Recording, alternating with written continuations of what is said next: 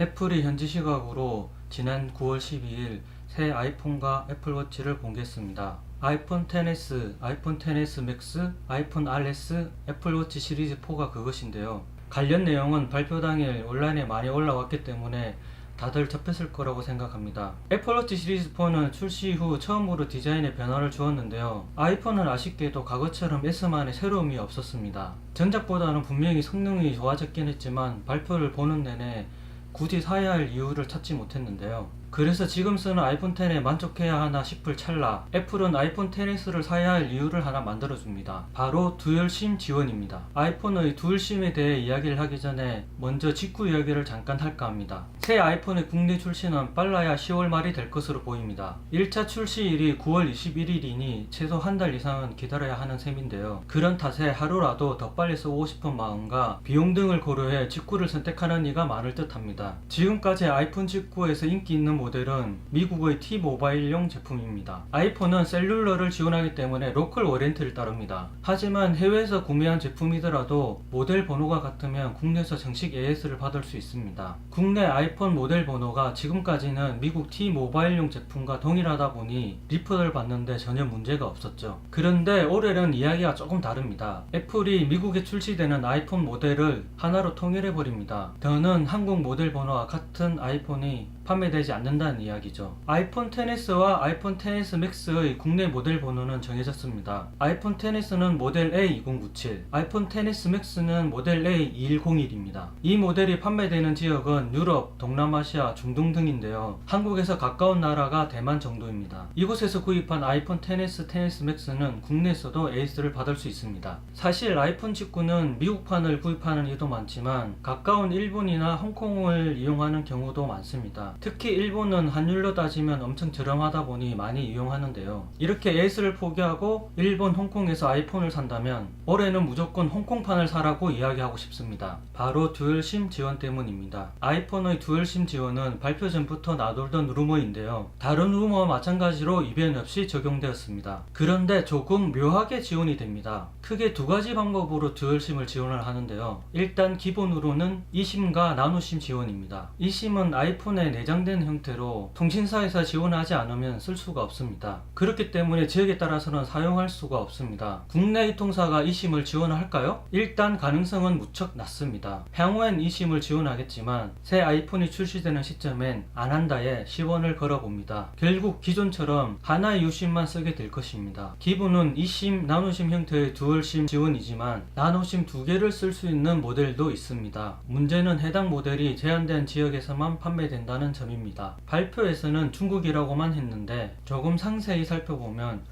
중국, 홍콩, 마카오에서만 살 수 있습니다. 온라인 애플 스토어에 들어가 보면 국내는 eSIM, 나노심 모델만 판매하지만 홍콩은 eSIM, 나노심 모델과 함께 듀얼 나노심 모델도 판매하고 있음을 확인할 수 있습니다. AS가 걱정이라면 당연히 국내 정식 출시 제품을 사거나 국내 출시 모델 번호와 같은 제품을 직구하면 됩니다. 하지만 그게 아니라면 홍콩판을 사서 꼭 듀얼심을 활용해 보라고 이야기하고 싶네요. 개인적으로 이번 XS는 전혀 구매할 계획이 없었는데 듀얼심으로 인해 저는 홍콩판을 구매할 예정입니다. 추후 손에 넣게 되면 듀얼심 사용에 관해 이야기를 올려보겠습니다.